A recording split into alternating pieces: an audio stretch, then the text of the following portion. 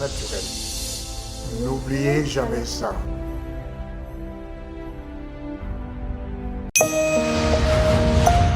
La solidarité est une richesse qui ne nous sera jamais dépouillée.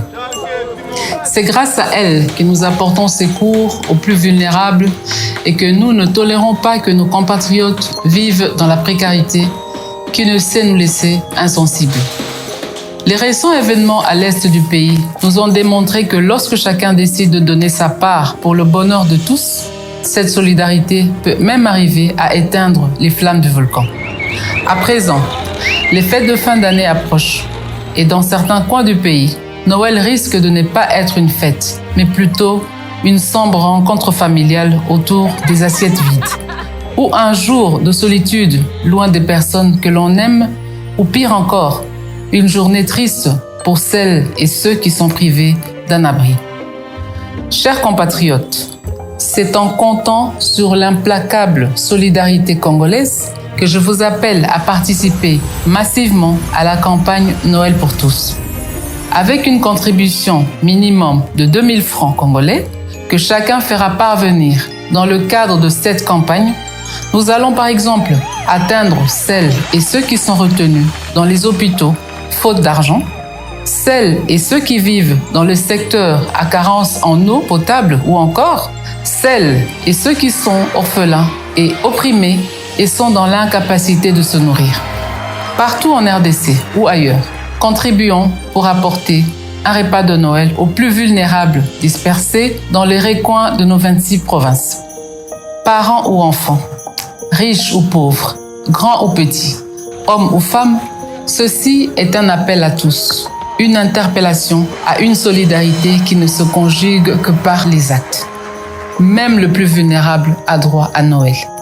Donnons avec amour, partageons ce que nous avons de plus précieux, notre solidarité congolaise. Noël pour tous, la fête partout.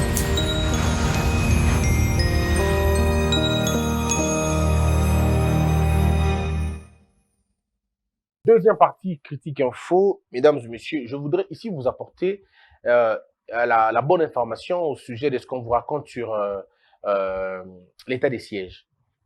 Je le répète et je le dis encore. Mesdames et messieurs, ne comptez pas sur les fausses presses. Les gens qui vous mentent, qui vous excitent pour rien, sans vous donner les chiffres, sans vous donner les éléments probants. Vous avez l'habitude de me suivre, ça va faire 3 ans. Je ne vous ai jamais menti. Je ne vous ai jamais dit un truc qui s'est révélé faux plus tard. En tout cas, jamais. C'est presque jamais arrivé. Parce que je prends mon temps, avant d'aborder une question, d'abord de me cultiver, de m'outiller, et puis je vous apporte la vérité. Parce que je ne peux pas induire près de 200 000 personnes qui me suivent tous les jours dans le faux. Je ne peux pas. La question de l'état des sièges, je l'avais dit hier, je le dis encore aujourd'hui. Personne n'avait dit aux gens que état des sièges, ça veut dire cessation des guerres. C'était faux. Personne n'a dit ça. Ni le président, ni le Sénat, ni l'Assemblée nationale, moins encore le gouvernement. Donc, personne ne vous a dit que quand on mettra l'état des sièges, guerre est ici, là. Personne ne l'a dit. Seulement, nous vous avons dit que l'état des sièges était une solution que nous n'avons pas eu à aborder. Personne n'avait dans sa tête imaginé un état des sièges. Nous avons essayé pendant 24 ans l'état des civils, la gouvernance normale, l'offensive des FARDC, ainsi de suite. Nous n'avons pas eu de succès. Les morts continuent toujours à augmenter. Le problème, c'était la complicité militaire. Le premier, il y en avait tellement beaucoup. Les autochtones, ainsi de suite. Et le débat est complexe. Parce que dans certains coins de l'Est de la République, vous trouvez des communautés. Il y en a qui sont pasteurs. Il y en a qui sont cultivateurs. Ça veut dire que ces conflits-là sont des conflits qui datent de très longtemps. Et ça, ce n'est pas seulement un conflit propre au Congo. C'est un conflit où tous ces peuples-là existent. Parce que lorsque vous avez d'un côté un peuple qui élève, c'est-à-dire un peuple pasteur, et vous avez un autre des peuples cultivateurs, ça veut dire eux, ils n'ont que le champ, il y a toujours un conflit. Parce que les brebis, les vaches, le troupeau de peuples pasteurs arrivent très souvent à brouter dans la prairie de peuples cultivateurs. Et c'est des conflits. Parce que les cultivateurs vont tuer les brebis et les propriétaires de brebis ne voudront pas, ils vont se rentrer dedans. Ils ont des armes généralement et ça éclate. Les tireurs de ficelles profitent de cette occasion-là pour imposer leur loi à eux. Et ça, si vous négociez mal ces enjeux, ça part dans tous les sens. Mais le cas du Congo, il faut ajouter à cela la mainmise la mainmise des multinationales que nous tous nous connaissons, que la communauté internationale refuse de voir, que les Nations Unies refusent de voir, que l'Amérique, la France, tous ces pays-là refusent de voir cette réalité-là. Parce qu'ils s'en foutent du moment où c'est l'argent qui rentre dans leur pays. Qu'est-ce qu'ils ont à faire avec? Ils sont bien là-bas. Ça permet à vendre les armes. C'est bon. Ça fait la bonne affaire. C'est la première industrie du monde d'ailleurs. L'armement. La guerre, si on doit le dire. C'est la bonne industrie. C'est de bonnes guerres pour eux. Ils peuvent trouver leurs moyens. Le petit pays autour de nous profitent eux aussi. Pour bon, est-ce qu'on ne pourra pas avoir un peu de terre là-bas? Est-ce qu'on ne pourra pas avoir un peu une question d'hégémonie, en fait. Ils veulent aussi avoir une certaine hégémonie. Oui, ils veulent en avoir. Bon, et puis après, ça constitue des bases arrières pour plusieurs. Donc, c'est une situation assez complexe là-bas. Entre-temps, au niveau interne, des mafieux, il y en a beaucoup. Hein. Les armes du Congo qui sont vendues là-bas. Bref, vous connaissez tous. Parce que jusqu'aujourd'hui, la communauté internationale refuse de se poser la question où est-ce que les groupes armés trouvent leurs armes. On ne pose pas cette question parce que c'est pas bon de poser la question. Comment ils font pour s'armer? Nous, on est sous embargo. Eux, comment ils font pour avoir les armes? Donc, il doit y avoir des fournisseurs. Et toutes les armes sont retraçables. Ou on peut les retracer. Mais alors, aucune enquête internationale n'est faite. Depuis, la question, c'est de savoir qui doit demander l'enquête internationale. Le Congo? Le Parlement? Est-ce que, bon, bref, est-ce que la communauté internationale elle-même? C'est des questions assez vastes. Donc, il fallait finalement trouver un autre moyen pour résoudre ce problème-là. Et c'était quoi ce moyen? L'état des sièges était jusque-là une piste que l'on n'avait jamais explorée. Alors, nous mettons l'état des sièges en place. Maintenant, ça va énerver qui? Ben, ça va énerver les multinationales. Mesdames et messieurs, ça ne peut énerver que ceux-là qui profitaient de cela. Tous vos mouvements citoyens qui parlent contre l'état des sièges. Mais c'est des gens qui sont nourris par ces groupes armés. À tout moment, tirer ma ficelle. Tous ces tireurs de ficelle, il y a des députés, il y a parfois des membres du gouvernement. À l'époque, il y en avait beaucoup en tout cas. Ils sont derrière cette affaire. Alors, vous pensez que ces gens-là, quand ils demandent au Bête oh non, ton ligne d'état des sièges, Marame Kita. Ben, ils vous disent, mais ces gens sont malades, quoi. Ils gagnent de l'argent. État des sièges, ce n'est pas l'échec de l'état des sièges. Non, c'est l'échec de business des gens.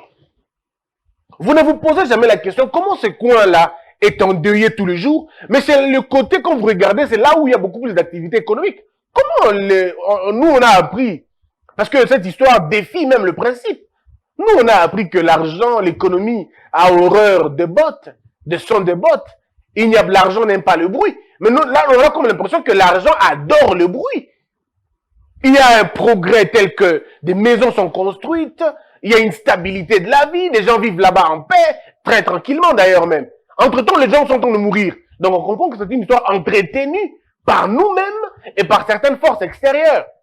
Alors comment vous allez résoudre un problème aussi grand comme ça?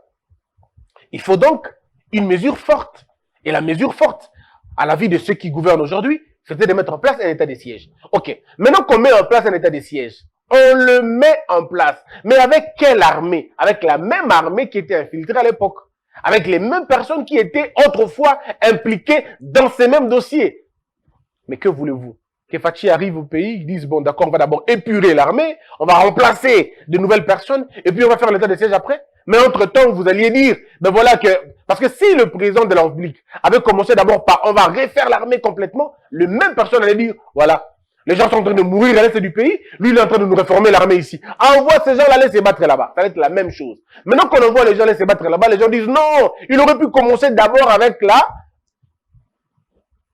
il fallait d'abord exorciser l'armée. Mais à un moment donné, on veut une chose et son contraire. On va faire comment? Alors on s'est dit, bon, allons-y, mais on va changer ça en cours de chemin. Pendant qu'on y est, on remplacera. Et c'est ce qui est en train d'être fait maintenant. Bon, peut-être pas de la manière la plus rapide. Peut-être pas de la manière à laquelle on s'attendait, mais au moins on peut dire nous ne sommes plus comme on était avant.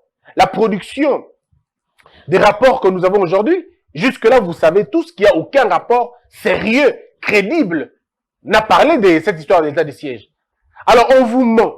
Par exemple, que la ville de Drodro aurait été récupérée par les assaillants. Mais ce qui n'est pas vrai. Ce qui n'est pas vrai. Moi, je vous apporte la vérité. Non seulement que la ville de Drodro est sous le contrôle de l'armée congolaise, mais ils ne sont pas que là, ils ont avancé un peu. Bah avancer les sous Mwandambu, bah Teki Batouana, Namosima. Drodro est sous la sécurité de la RDC, mais ils ont quand même évolué. Les attaques là-bas se font comment? Ce ne sont pas des attaques signalées en avance, non. Ce ne sont pas des attaques signalées en avance, c'est des attaques par surprise. Ces gens-là, je vous ai dit plus d'une fois, ils sont en tenue civile. Et ce n'est pas possible de les identifier. Bon, tout le monde qui kidnappé, dans la ville de Kinshasa, elles vont vous dire. Bah oui, mais c'est la machette nanzoto. Ça dit, moutawata la moutou comme la machette nanzoto nae. Abimisi machette mbalmoko. Donc, ça dit que c'est pas possible au monde à une machette ouana. Et c'est exactement dans quoi nos militaires sont embarqués. Ils se retrouvent avec des gens armés, mais non identifiés. Ils dégainent Barame Nabango à quelques mètres seulement. Et ils font des exactions, ils commettent des exactions comme ça. Pas loin de moi l'idée de justifier l'état des sièges. Seulement, je me dis, ça sera trop hâtif de penser que c'est un échec. Depuis qu'on a l'état des sièges, on n'a pas fait une année. Mais comment vous allez évaluer une année, même pas dans moins d'une année, les efforts de ceux-là qui se battent aujourd'hui, na KO pendant 24 ans. C'est-à-dire une situation qui n'a pas trouvé la solution. En 24 ans, vous voulez vraiment qu'on trouve une solution en une année. À un moment donné, je me dis, mais c'est pas sérieux, non? Bon, ok. Qu'est-ce que vous proposez? Rien. Bon, vous proposez quoi à la place de l'état des sièges? Tochanin. On va le battre. Parce qu'il a été prouvé que même les autorités administratives à l'époque entretenaient cette histoire. Est-ce que vous le savez? Les autorités administratives qu'on a relevées des fonctions pour remplacer par les militaires, il y en a qui parmi entretenaient la situation. Ils étaient là derrière la chose. Ils tiraient des ficelles par-ci, par-là. Et donc, ce n'est pas une bonne affaire pour eux. Bah, pas du tout, hein. Pas du tout, ça ne les arrange pas. Ils ne peuvent que inciter 2-3 personnes. Bon, ils peuvent le faire. Ils ne peuvent que faire ça. Moi, je ne vois pas autre chose à le faire. Bon, il fallait parler de l'état des sièges. Donc, la deuxième question, c'est la question de la gratuité de l'enseignement. Permettez-moi de vous le dire au sujet de la gratuité de l'enseignement. Nous l'avons dit. Les parents étaient en train de payer. Les parents payaient les professeurs depuis un certain temps dans ce pays. Et quand le président arrive, il dit non, nous devons décharger les parents. Pourquoi il faut décharger les parents? Parce qu'on estime que les parents payent beaucoup et que ça impacte le salaire Nabango et ça peut impacter même l'espérance de vie Nabango. Il a été prouvé quand un père a beaucoup d'enfants et que tous ses enfants présentent des problèmes, le père est affecté. Tous les accidents que vous voyez dans la circulation, tout est moutou. Et c'est la tête où qui n'a pas que tout tanga. Et ça m'a canissé, bela ça on a moutou. À réfléchir dans les samons, dans ça la nengeni, dans wapi, dans que wapi. Et ça les frissonne, ça les déchire, ça les met dans une situation pas possible. Et le monsieur peut perdre la vie comme ça. Donc il faut à un moment donné alléger des parents pour dire aux parents, vous n'allez pas payer, l'État prend en charge la paye des enseignants, l'État prend en charge les frais de fonctionnement de l'école. Comme ça, les parents sont déchargés. Mais il se pose un problème. Quand vous voulez toucher à ces systèmes-là, il y a des gens qui profitent Nango. Vous avez eu une déclaration, un ancien membre du comité des parents, qui a donné des chiffres détaillés, aussi clairement que possible, que il y a eu, dans chaque frais, il y a des élèves, l'église ou l'archevêque percevait un montant donné, quelconque. Donc, vous avez toute la réponse sur la colère de l'église ou la colère de certains prêtres contre cette décision-là. C'est-à-dire, quand quelqu'un peut gagner 100 000 balles ou 1 million de dollars par année scolaire, vous voyez ce que ça peut.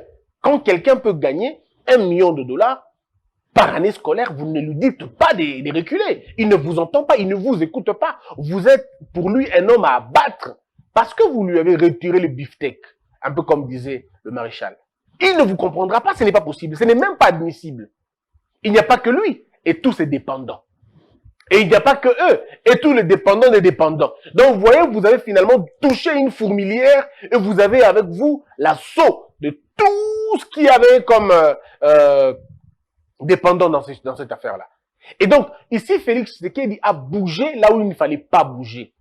Il aurait dû rester calme, laisser les parents payer, il n'y a pas de problème. Parce que le comité des parents, pour la plupart des cas, ça se retrouve comme une sorte de syndicat. Parce que eux, ils ont des réductions, surtout des réductions soit des Minerval, soit de rétro, un truc du genre. Ils se retrouvent eux aussi là, à leur tour. Et ils constituent finalement une machine pour aider les parents à se soumettre et faire semblant à lutter contre l'école. Parce que ces gens-là sont, à un moment donné, ils se retrouvent un peu.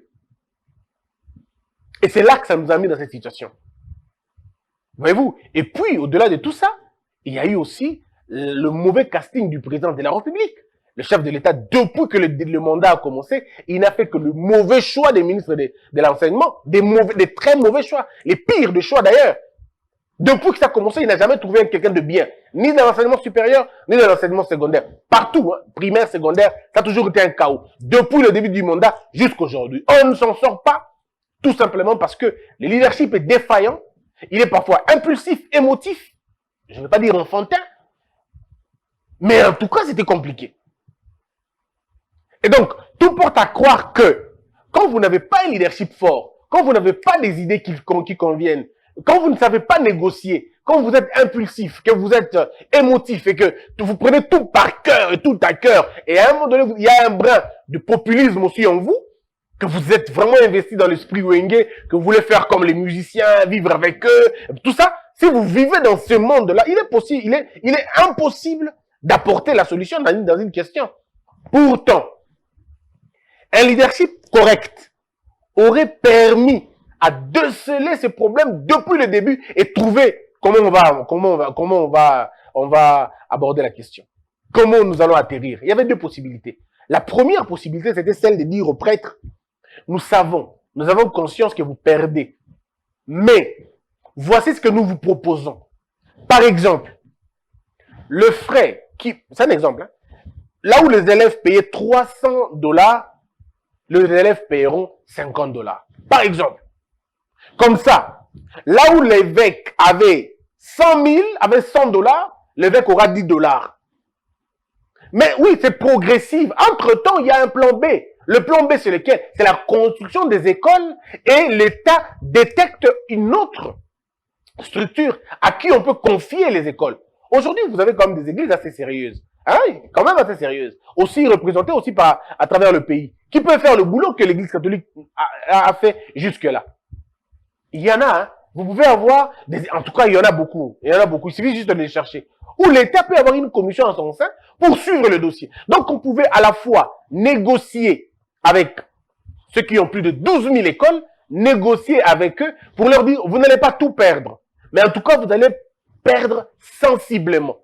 Nous n'allons pas tout de suite arrêter, mais on va baisser. Et on négocie à ces termes-là. Et à côté, on dit, nous, on est en train de construire des écoles déjà. Quand on aura fini nos écoles en 2 ou 3 ans, on aura fini tous les projets. Il y a école, bon, on peut maintenant dire à l'école, à l'église, ben écoutez, chère église, on a aimé vos services, vous avez été meilleurs pour nous, mais vous avez le choix. Les écoles conventionnelles catholiques ne sont plus à votre charge. Qu'est-ce que vous dites? Oh non, ok, partez avec vos écoles, on garde nos bâtiments. Non, ce ne sont pas vos bâtiments, ce sont les bâtiments construits sous l'État congolais, dans le sol congolais, et le sol appartient à l'État, donc on négocie. On pouvait trouver une négociation, et on allait aller calmement. Mais quand vous mettez des gens impulsifs, qui peuvent commencer à attaquer l'église, qui peuvent commencer à attaquer les prêtres, attaquer les enseignants, parfois même à un moment donné les insulter même, les traiter de tous les noms. Ah bon, là, vous n'arrangez aucune situation, mais après vous ne proposez rien. Or, l'église catholique a vu des gouvernements passer, plusieurs gouvernements, et il sait négocier. Elle sait négocier. Elle dit on les aura. Nous allons finir par les avoir. Nous allons les avoir. Et qu'est-ce qu'ils font? Eh bien, ils vous ont eu. Ils vous ont eu jusqu'au point que vous avez pondu des arrêtés. Parce qu'à un moment donné, deuxième possibilité, c'est une possibilité à cassure. Mais la cassure, vous dites rien. Vous dites rien à l'école. Vous dites rien aux parents. Rien du tout. Vous gardez ça comme ça.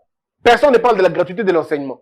Le premier mandat, le premier jour du chef de l'État, il met en place un bon ministre et ce ministre-là commence à construire des écoles. On construit des écoles. On construit suffisamment à travers le pays. Au bout d'une année ou de 2 ans, on lance le débat de la gratuité. Donc, on va dire en 2022.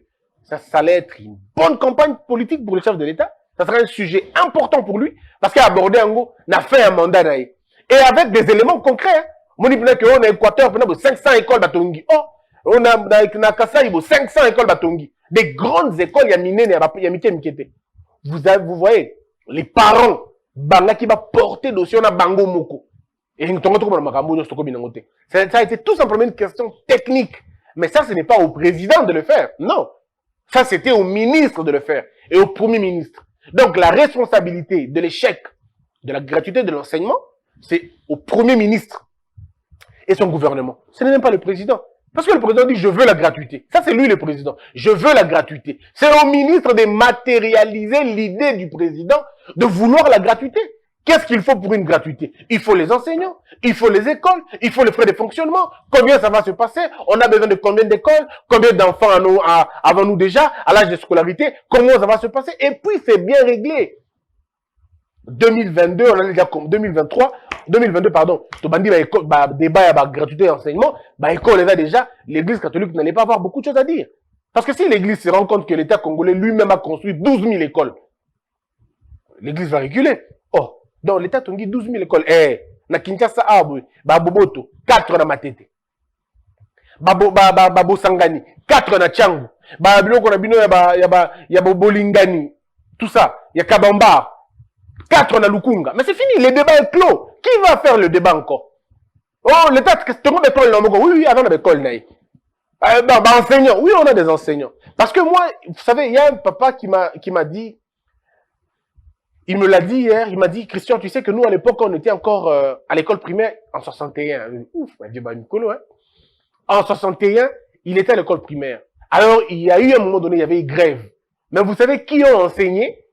C'était les élèves de la 6e année primaire, 5e année primaire, que les écoles avaient réquisitionné pour apprendre aux enfants de la première année primaire, 2e année primaire. La question que je me pose, quel est cet élève aujourd'hui de la 5e année primaire qui peut enseigner en première année? Si déjà même les élèves, même déjà les étudiants de l'ISP, non, c'est de l'ISP, hein. Excusez-moi, je peux me tromper. Si déjà les élèves d'un institut supérieur chargé de l'enseignement n'arrivent pas à enseigner, n'arrivent pas à assurer l'enseignement, ben c'est compliqué. Donc aujourd'hui, l'État congolais n'a pas besoin de dire on n'a pas d'enseignants. Vous avez l'ISP qui est là, qui forme des spécialistes en enseignement. Vous pouvez les avoir, les réquisitionner, et ils assurent la transition. Tout simplement ça. Ils assurent la transition. Et c'est un moyen pour vous de côté aussi. Le pays a besoin des hommes qui ont le cerveau. Le pays n'a pas besoin des excités. Le pays n'a pas besoin des hommes émotifs et émotionnels. Le pays n'a pas besoin de toutes ces personnes-là. Le pays a besoin des hommes qui ont un cerveau, qui réfléchissent, qui mettent un peu de côté le problème de Bango. Bino bolingi, bozana mkusa mingi. Likamuke, non, à un moment donné, avale un peu, zala calme, zala poser. Pourquoi ça vous excite comme ça? Pourquoi vous êtes excité? Vous voulez répondre à tout, même émission, mais c'est pas possible. Votre boulot n'est pas d'insulter les gens. Votre boulot, c'est d'écouter et de prendre dans ce que les gens disent ce qu'il y a de bien. Si c'est que je dis, il n'y a rien de bon. Alors, ne vous en faites pas, laissez-moi parler et puis c'est bon, ça passe. Mais si vous pensez qu'il y a un truc que je dis qui soit bien, appelez-moi, au lieu de m'insulter. Monsieur Bossembe, viens, vous avez dit ça. On le donne gratos, on n'a même pas besoin d'argent. Gratos, parce qu'il y a encore dans ces pays des gens qui peuvent travailler pour rien. Et il y en a encore. Si ça va aider le pays à évoluer, on peut le faire. Donc, la question de la gratuité, à mon avis, l'échec, c'est le Premier ministre et son gouvernement. C'est là l'échec. Parce que celui qui doit matérialiser la vision du président sur la gratuité, c'est le ministre. C'est le Premier ministre et le ministre de tutelle. Alors, s'ils n'arrivent pas à le faire, eux, C'est leur responsabilité à eux. Totalement la responsabilité à eux. Mais malheureusement, celui qui sera insulté dans tout ça, ça sera Fachi. On va dire, aux Uba projet, au Tanya, au Bongisi Yangote. Comme si c'est le président qui prend une idée et qui se met encore à arranger l'idée. Non, c'est pas lui. Le chef de l'État dit, je veux l'électricité dans le Congo. Mais, ministre énergie, premier ministre, travaillez en synergie. Mettez-vous au travail, trouvez l'électricité, point barre. Ou on connaît les règles d'un pays, ou on ne les connaît pas. Bon, c'est comme ça. Le chef du gouvernement, le premier ministre, a promis qu'il mettra en place les programmes des territoires. Espérons que ces programmes-là tiendront compte de la construction des écoles. Vous ne pouvez pas faire face à l'Église catholique si vous n'avez pas vos propres écoles. Si vous allez brutalement, ben vous allez vous casser les dents. Brutalement, vous allez vous casser les dents. Est-ce que vous ne vous posez pas des questions? Pourquoi les parents? Cette mesure, c'est pour les parents. Mais ce sont ces mêmes parents-là, les mêmes parents-là, qui s'opposent à la gratuité. Non, mais un peu de manipulation. Hein? Un peu, on leur dit, écoutez, qu'est-ce que vous voulez? Vos enfants n'auront pas la bonne, ils n'auront pas la bonne qualité des études. Ils auront un peu de sabotage et ça touche tout parent. Mais l'idée, c'était permettez aux enfants des pauvres d'aller à l'école. Tout simplement. Il y a des parents qui ne pourront même pas payer 50 $ à leurs enfants parce qu'eux-mêmes ne gagnent pas 50 $. Alors vous allez condamner tous ces enfants-là dans la rue, vraiment? Est-ce que vous rendez compte? Vous vous rendez compte quand vous dites, à chaque fois que vous parlez de frais scolaires, vous mettez à l'écart 5 millions d'enfants. 5 millions d'enfants que Fachi a mis à l'école. Quand vous parlez de Bafouta, les 5 millions d'enfants, là, Botier Bango Place Nini. C'est les 5 millions d'enfants qui viennent des parents défavorisés, des parents qui n'ont pas de moyens. Est-ce que vous avez le courage de regarder ces enfants-là dans les yeux et leur dire, écoutez, on ne peut pas aller dans la gratuité parce que nous, on gagnait un peu plus, on nous a tout pris. Et eux qui n'avaient rien. Et à eux, vous avez tout pris, à eux, l'État a tout pris, ces enfants-là. Non, soyons gentils quand même.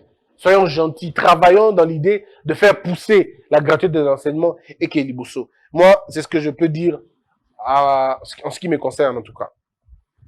Autre chose. Une année après leur arrivée à Kanyama CC, les Kuluna partis de Kinshasa sont désormais appelés bâtisseurs de la nation. Après la production des maïs, ils ont été formés à la maçonnerie, à la menuiserie, avec la possibilité de produire 2000 bancs par mois, motif d'appuyer la gratuité de l'enseignement service national. Non, il faut qu'on s'entende sur un point. Faire des bancs, ça n'a rien à voir avec la gratuité de l'enseignement. Je ne vois pas le lien.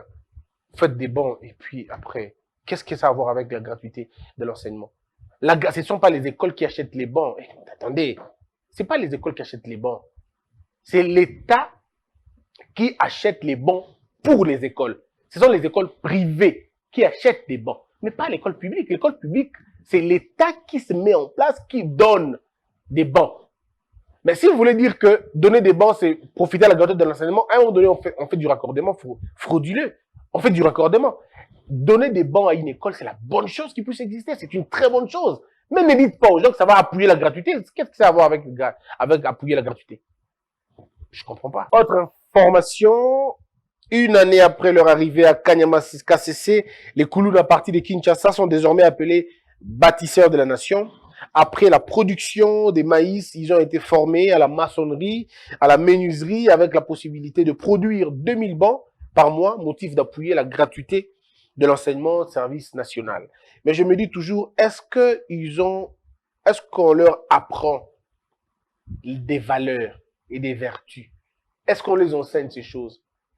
Parce que vous pouvez enseigner les gens à faire des maïs, à faire des bananes, mais c'est pas ça qui fera d'eux des hommes importants dans la société. Bon, ça va être des hommes qui font déjà, parce qu'ici nous avons des maçons farceurs, on a des menuisiers voleurs, on a des cultivateurs escrocs. Mais le problème, c'est que est-ce que vous transformez leur manière de vivre? Est-ce qu'on apprend à ces gens-là ce qu'ils ont fait était mauvais? Est-ce qu'on apprend à ces gens-là comment se comporter dans la société?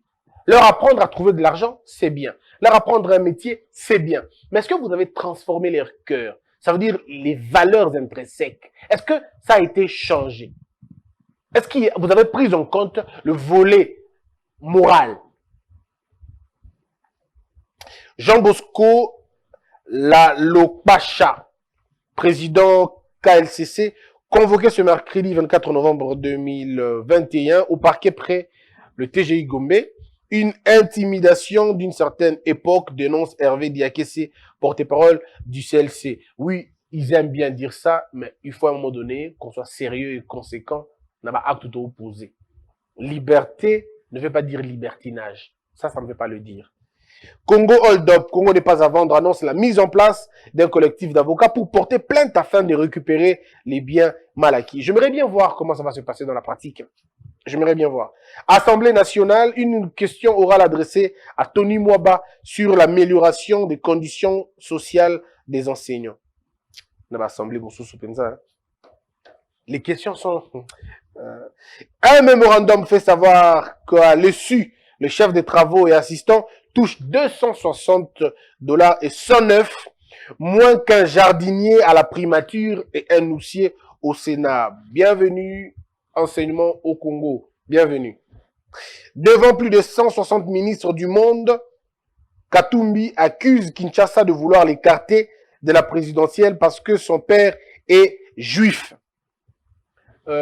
C'était dans la lecture. Non, c'est mieux d'arrêter. Ça n'est fini pour aujourd'hui. Mesdames et messieurs, je vous aime et je vous retrouve très prochainement.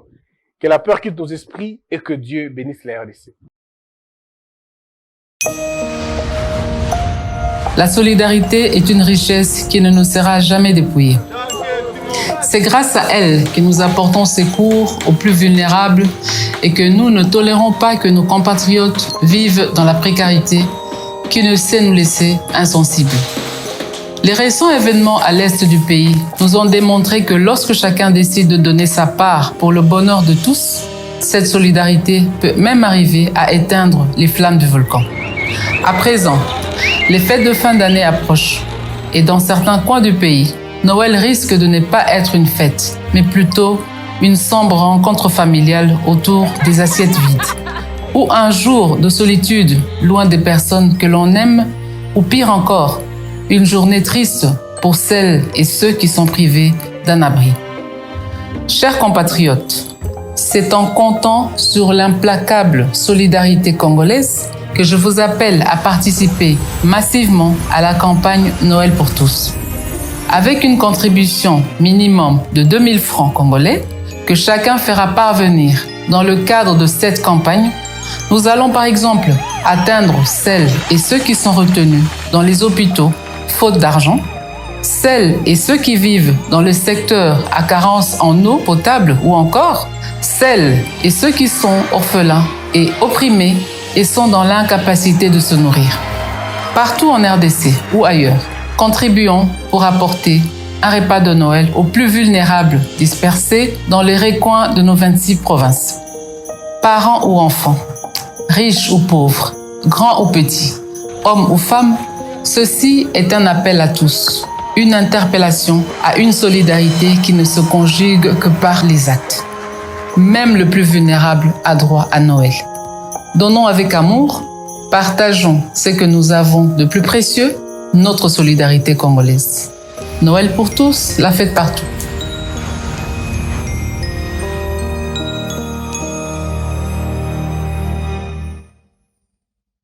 De Paris à Bruxelles, fabriqué à base de plantes naturelles. Naturel. N'oubliez jamais ça. Debout Congolais, unis par